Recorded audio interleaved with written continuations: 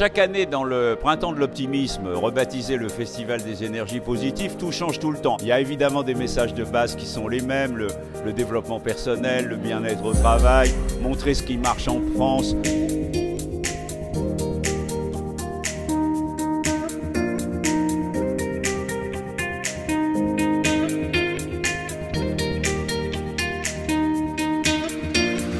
Cette édition, elle est placée sous le signe face à la difficulté, aux épreuves qui existent dans la vie. Nous ne sommes pas des optimistes béats.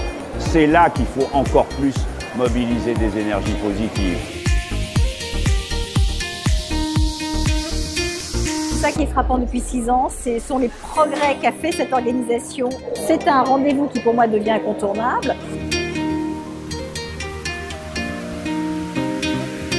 Les conférenciers sont très intéressants.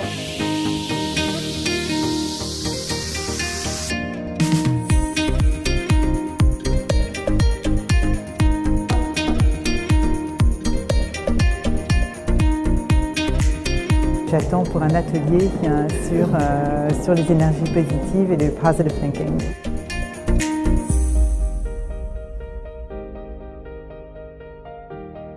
Je suis surpris par le monde que ça attire, donc c'est plutôt une bonne nouvelle de voir que beaucoup de monde s'intéresse un petit peu à cette bienveillance, à ces énergies positives.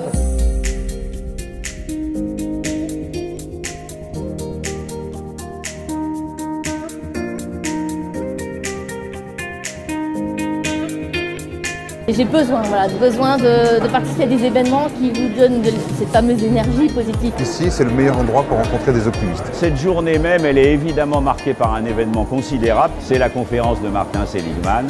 C'est le fondateur de la psychologie positive. C'est lui, depuis 40 ans, qui nous a mis sur la voie de pourquoi il fallait positiver. Et pour nous, au fond, c'est une sorte de consécration de notre rôle sur l'optimisme en France. Le message de Martin Seligman est très porteur d'espoir pour l'avenir. Il y a toujours cette énergie positive qu'il transmet.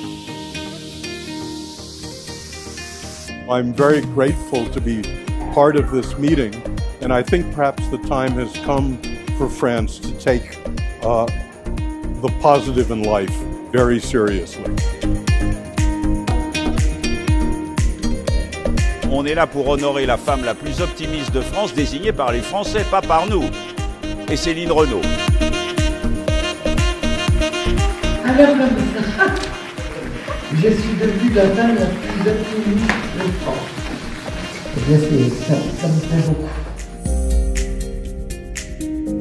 Lynn, c'est la vie, c'est un soleil, c'est apprendre, c'est devant, c'est la curiosité, c'est ah bon, comme elle l'a dit, pourquoi pas, voyons. J'aime les artistes engagés et elle fait partie de ces gens que j'apprécie. Elle a toujours voulu donner aux autres aussi un peu de ce que la vie lui avait apporté et ça, je pense que c'est un très beau modèle. Je suis très heureux qu'elle ait été reconnue par les Français telle qu'elle est.